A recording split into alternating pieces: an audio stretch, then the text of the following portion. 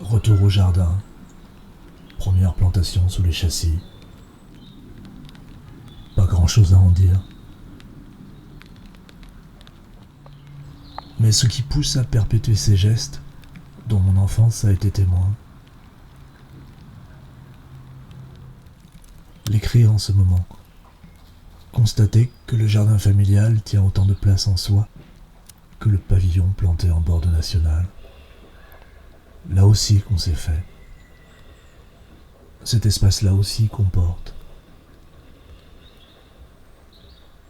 En tapant le mot jardin dans la barre de recherche de l'ordi, remonte à la surface un texte de Maryse H, écrit en 2011, à l'occasion de ce qu'on appelait alors les vases communicants, des échanges de textes, de blog à blog.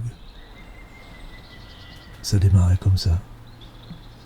Bleu pâle au jardin du matin au-dessus des tilleuls. L'orior rose a disparu avec l'août. Ils viennent, les amis. Branle-bas de combat à grand bruit avec engin à moteur, car il faut férocifier le tendre jardin. Quelque chose étouffe. Les rosiers étouffent sous les herbes hautes, le chien-dent, les ronces, la berce, les verges d'or. Le bureau de la maison étouffe dans l'ombre. Les géraniums étouffent sous les millepertuis. Les sauges étouffent sous le chien-dent, les ronces, la berce, les verges d'or. Les pivoines étouffent sous le millepertuis, les verges d'or, la berce.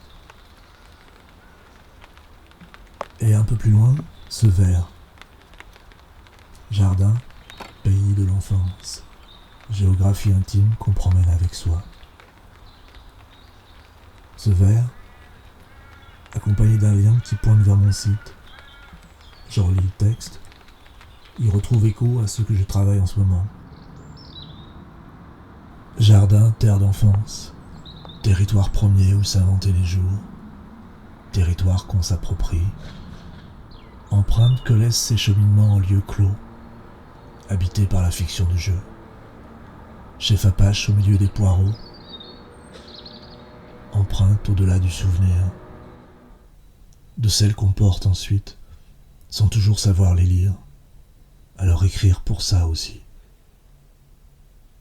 De ce qui se jouait alors, retrouver la force, estimer le poids, quand loin, et que n'existent même plus les allées du potager, devenues peau de chagrin au fil du temps, parce que l'âge, que plus la force, est signe que la mort n'est plus si loin, qu'à chaque génération, quand passés les derniers semis, on sait qu'il est temps d'effacer, plutôt que laisser envahir de saloperies et que deviennent jungle, tant d'une pelouse ou des arbres et les arbustes pour occuper l'espace, à peine quelques fruitiers, comme pour faire bonne figure, maquiller la déroute, l'adoucir quand de temps en temps encore y descendre au jardin, et se souvenir de la quasi-autarcie, du poulailler au fond et des clapiers à lapin, de la soupape que c'était le soir après l'usine, de retrouver la terre,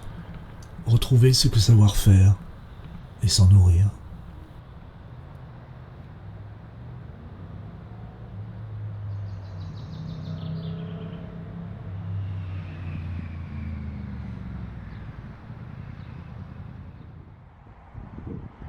Dernier sursaut d'une lignée paysanne qui se meurt, et remue encore un peu quand, dans ces dizaines de mètres carrés derrière un pavillon,